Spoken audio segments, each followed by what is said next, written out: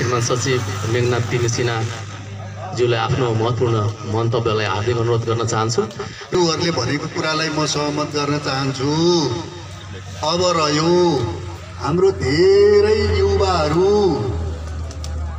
नेपालमै कृषि बाहेक अरू कामहरू गर्दाखेरि अलि बढी पैसा आउने, यदि घरबाट ऋण जेन तेन गरेर 2-4 लाख रुपियाँले कि त विदेश जाने नभए आफ्नो गाउँघरको कामको सिजनमा यहाँ बसेर अनि छिमेकी मित्र राष्ट्रमा गएर रोजगारीको बाटो ल्याएर घर व्यवहार चलाउने अवस्था रहेको छ। राम्रो सम्भावना बोकेको कोशी गाउँपालिकामा भैँसी यसको लागि चरण र यहाँहरू एकदम मेहनती किसानहरू हुनुहुन्छ। प्रधानमन्त्री कृषि आधुनिकीकरण परियोजनाको ब्लक विकास कार्यक्रम अन्तर्गत कोशी गाउँपालिकामा भैँसीको ब्लक कार्यक्रम सुरुवात भएको छ। यो वर्षदेखि के गर्यो यसले, यसको कति पैसा दियो, ब्लक सञ्चालन समन्वय समितिले कसरी मानिसहरू छान्यो, यो ब्लक विकास कार्यक्रममा आबद्ध हुन के गर्नुपर्छ, पक्कै पनि हाम्रो भेटनरी हस्पिटल तथा पशु सेवा विज्ञ केन्द्र सुनसरीले जानकारी गराएको छ।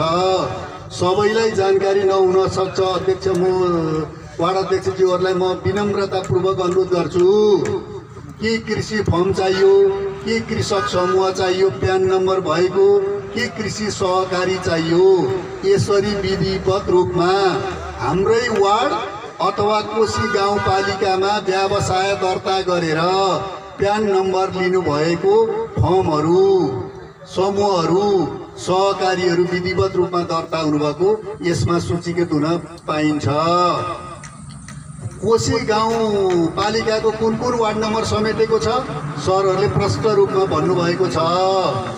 अब यति मात्रै समेटेर हुँदैन, 70 लाख पैसाले मात्रै हाम्रो यहाँको भैँसीको विकास गर्नको लागि अपुग हुन्छ र यो सानो क्षेत्रभन्दा भैँसी पालन हुने ठुलो क्षेत्र समेट्नु पर्छ भन्ने अवधारणा हजुरहरूमा आयो भने, अहिले राम्रोसँग काम गर्नुभयो भने भैँसी ब्लक विकास कार्यक्रमलाई भैँसी जोन विकास कार्यक्रम बनाउनको लागि सङ्घीय कृषि तथा पशुपक्षी विकास मन्त्रालयमा हामी प्रयत्न गर्छौँ। प्रदेश मन्त्रालय, प्रदेशको कृषि मन्त्रालयको तर्फबाट होइन अनुदान भइहाल्यो।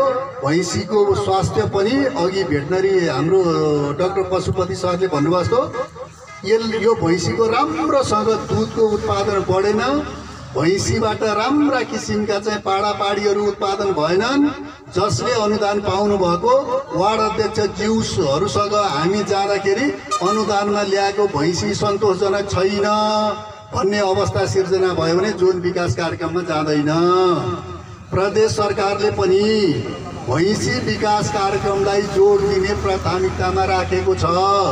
यहाँहरूले राम्रोसँग कार्य सम्पादन गर्नुभयो भने भोलिको दिनमा प्रदेश कृषि मन्त्रालयबाट भैँसी विकास कार्यक्रमको लागि के को लागि राम्रो पाडापाडी उत्पादन गर्नको लागि चाहिने चाहिँ नस्लको लागि, यी भैँसीको लागि चरण क्षेत्रको अतिरिक्त आफ्नै घाँस उत्पादन गर्नको लागि, यी भैँसीहरूको रोगहरूको उपचार गर्नको लागि भ्याक्सिनेसन र अरू औषधिको लागि त्यसरी प्रदेश सरकारले सहयोग गर्छ। त्यो अनुसार यहाँहरूले काम गर्नुहोला भन्ने कृषि मन्त्रालयको यहाँहरूसँग अनुरोध छ। अब यो कार्यक्रम कसरी आयो भन्दा प्रत्येक पालिकाहरूमा प्रधानमन्त्री कृषि आधुनिकीकरण परियोजनाको त्यहाँको सम्भावना भएको कृषि बाली अथवा पशुपक्षी तर्फको कुनै एउटा विधामा ब्लक विकास कार्यक्रम सञ्चालन गरिरहेको छ। सबै पालिकाहरूमा छ। बाली तर्फको चाहिँ ब्लक विकास कार्यक्रममा 10 लाख हुन्छ। भैँसी भएकोले हजुरहरूलाई 70 लाख आयो। 70 लाखबाट सूचीकृत हुनुभएका मध्ये समन्वय सञ्चालन समन्वय समितिसँग छलफल गरेर के कार्यक्रम सञ्चालन गर्ने, कसरी गर्ने, कसलाई दिने भनेर चाहिँ उहाँहरूसँग सल्लाह गरेर भेटनरी हस्पिटल तथा पशु सेवा विज्ञ केन्द्रले निर्णय लिएर कार्यक्रम अगाडि बढ्यो। तपाईँ हामी सबैको बिचमा सार्वजनिक सुनवाई भइरहेको छ। पक्कै पनि वार्ड अध्यक्षज्यूहरू र मलाई पनि अझ धेरै किसानलाई दिन पाएको हुन्थ्यो भन्ने पक्कै इच्छा छ, आशा छ। न्यून बजेटबाट 50% सहभागितामा अहिले सम्पन्न गरिएको कार्यक्रम हजुर हाम्रो आँखामा राम्रोसँग अगाडि बढ्यो भने कोशी गाउँपालिकासँगै भेटनरी हस्पिटल र कृषि मन्त्रालयले समन्वय गरेर यसलाई यसरी अगाडि बढाउँ, यो दुध सङ्कलन केन्द्रलाई यसरी व्यवस्थित गरौँ। हाम्रो सहर यो भनौँ न यो राजमार्गको साइडमा दुध अहिले सङ्कलन गरौँ, भोलि दुग्धजन्य पदार्थ समेत उत्पादन गरेर गाडीहरू आउँदाखेरि अथवा निश्चित बजारमा लगेर बेच्न सक्ने किसिमले बनाऊँ भन्नको लागि अहिले यस समितिमा संयोजक हुनुहुन्छ सञ्चालक समितिको। यो निरन्तर रूपमा भैँसी पालन गर्ने, जबकि यो ब्लक विकास कार्यक्रम सधैँ रहिरहँदैन, तर यो चाहिँ ब्लक विकास कार्यक्रमको रूपमा निरन्तरता सञ्चालन भइरहोस् र यसलाई चाहिँ हामी भेटनरी अस्पताल अथवा चाहिँ पालिकाको वडा कार्यालय विभिन्न सङ्घ संस्थाहरूबाट यसको जुन अहिले हामीले जति कृषकहरू यहाँनिर समेटेका छौँ त्यसलाई चाहिँ दिनानुदिन वृद्धि गर्दै लैजाने, भैँसीको जातीय सुधार, आहाराको उत्पादनका कार्यक्रमहरू, दुध सङ्कलन केन्द्र, यस्ता कुराहरूलाई चाहिँ हाम्रो निरन्तर रूपमा यो कार्यक्रम सञ्चालन हुनेछ। हामी प्रदेश सरकारले पनि यसलाई सरसहयोग पुर्याउनेछौँ र स्थानीय पालिका सरकारले पनि यसमा सरसहयोग पुर्याएर कृषकहरूको आम्दानीमा सहयोग पुग्नेछ र यो कार्यक्रम पारदर्शी ढङ्गले सञ्चालन होस्। सबैले यो कार्यक्रम थाहा पाउनुहोस्, यो समितिले कहाँ कहाँ के कार्यक्रम गर्यो भन्ने कुरा हामीलाई थाहा छैन, अथवा समितिले चाहिँ आफ्नो हिसाबले सञ्चालन गर्यो भन्ने कुरा नहोस् भन्नका लागि पनि हामी सार्वजनिक रूपमा उपस्थित भएका छौँ। हामी जनप्रतिनिधिहरू उपस्थित भएका छौँ र यो कार्यक्रमको सफलताको शुभकामना साथ हामी तपाईँहरूको साथ रहनेछौँ भन्दै मेरो 2 शब्द। हाम्रो 70 लाख कार्यालयबाट र 70 लाख हाम्रो किसानहरूबाट 50% को अनुदान कार्यक्रम हो। त्यसमा 70 लाखमा हाम्रो कति किसानले भैँसी किन्यो, कतिले चपाटर किन्यो, कतिले टुटु गाडियो, त्यसमा कसले गर्छ त्यसको नामाङ्कन सहित कति पैसा कसले भएको छ त्यो म सुनाउन गइरहेको छु। सम्झ प्रत्येक कृषकको नाम, संस्थापन MAN कृषि फर्म, कोशी 4, गोठ सुधार 1 लाख, चपाकटर मसिन एउटा 18,000 र भैँसी खै 4 वटा 2,40,000 पाउनुभएको छ। त्यस्तै 2 नम्बरमा देव कुमारी उराउँ हिमाल बहुउद्देश्य कृषि फर्म, कोशी 2, गोठ सुधार 50,000, चपाकटर मसिन एउटा 18,000 पाउनुभएको छ। त्यस्तै लाल खङ सप्तकोशी कृषि फर्म, कोशी 4, गोठ सुधार 50,000, चपाकटर मसिन 18,000 र भैँसी खै 2 वटा छ, जम्मा 1,20,000 पाउनुभएको छ। त्यस्तै हिरा कृषि फर्म, कोशी 3, गोठ सुधार 50,000, चपाकटर मसिन 18,000, भैँसी खरिद एउटा छ 60,000।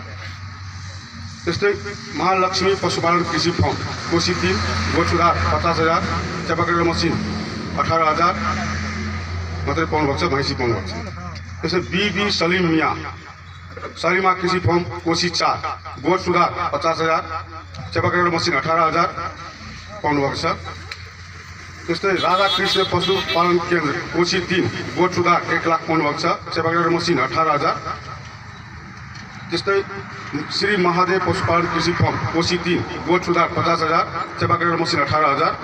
त्यस्तै शिवनारायण यादव कृषि भैँसी फर्म, कोशी 7, गोठ सुधार 1,25,000, चपाकटर मसिन 18,000, भैँसी खरिद एउटा 60,000। त्यस्तै अगुवा कृषक समूह, कोशी 5, गोठ सुधार 50,000, चपाकटर मसिन 18,000, भैँसी खरिद 2 वटा 1,20,000। कृषि फर्म, गोठ सुधार 50,000, चपाकटर मसिन 18,000, भैँसी खरिद एउटा 60,000 र दूध सङ्कलन तथा बिक्री केन्द्र निर्माणमा 12,08,000 पाउनुहुन्छ। त्यस्तै कुशवाहा कृषि तथा पशुपालन फर्म, कोशी 5, गोठ सुधार 1 लाख, चपाकटर मसिन 18,000, भैँसी खरिद 60,000। त्यस्तै जय विसारा पशुपालन कृषि फर्म, कोशी 3, गोठ सुधार 50,000, चपाकटर मसिन 18,000, भैँसी खरिद 60,000। त्यस्तै गौरी कृषि फर्म, गोठ सुधार 1 लाख, चपाकटर मसिन 18,000, भैँसी खरिद 60,000। रोबिना कृषि फर्म कोशी 3 बोट सुधार 50,000, चापा कटर मशीन 18,000, बोट सुधार 50,000। गौरी शंकर पशुपालन कृषि फर्म कोशी 3 बोट सुधार 50,000, चापा कटर मशीन 18,000, भैंसी खरीद 60,000। यदुवंशी कृषि तथा पशुपालन फर्म कोशी 3 बोट सुधार 50,000, चापा कटर मशीन 18,000, भैंसी खरीद 60,000 टोटल। कोशी टपू कृषि सहकारी संस्था लिमिटेड कोशी 3 बोट सुधार 50,000,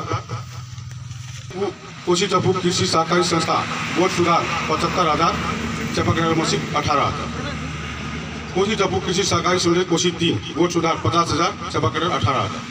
तो एउटै कोशी टपू कृषि सहकारीबाट अरू सदस्यहरू भएकोले त्यसको नाम जोडिएको हुन्छ। बोट सुधार 50,000, चापा कटर मशीन 18,000। अर्को जुमिला खातुन कोशी टपू कृषि सहकारी संस्था कोशी 3 बोट सुधार 50,000, चापा कटर 18,000। यादव गाय भैंसी बकरा पालन तथा कृषि फर्म कोशी 3 बोट सुधार 50,000, चापा कटर मशीन 18,000, भैंसी खरीद एउटा 60,000। त्यस्तै यादव भैंसी पालन फर्म कोशी 6 बोट सुधार 1,25,000, चापा कटर मशीन 18,000, भैंसी खरीद 60,000। फर्म कोशी 5 बोट सुधार 50,000 मात्रै पाउनु। कंकाली कृषक समूह कोशी 6 बोट सुधार 50,000, चापा कटर मशीन 18,000, भैंसी खरीद 60,000। कंकाली कृषक समूह कोशी 6 अर्को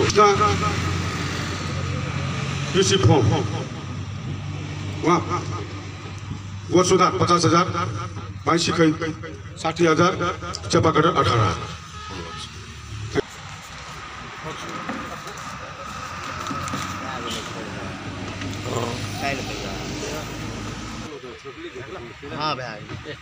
धन्यवाद अर्जुनको।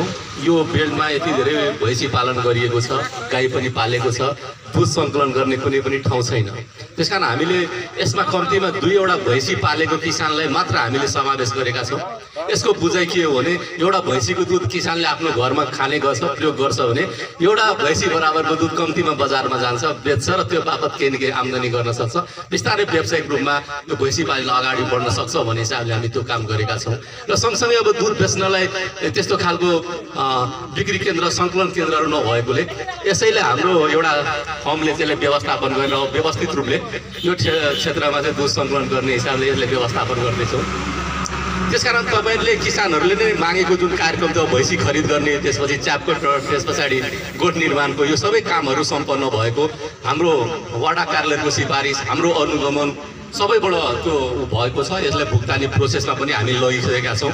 र अहिले यहाँको बिचमा हाम्रो प्रमुख अतिथि लगेको अतिथि हुनुहुन्छ, भैँसी वितरण हातबाट हुन्छ, च्यापकटर मेसिनहरू पनि केही आएको छ, केही ल्याउन बाँकी नै छ होला। त्यो चाहिँ हस्तान्तरण हुने कार्यक्रम भएकोले र यहाँलाई यो कार्यक्रममा कसले कति पायो भन्ने कुरो अब प्रष्ट रूपमा बताइसक्दाखेरि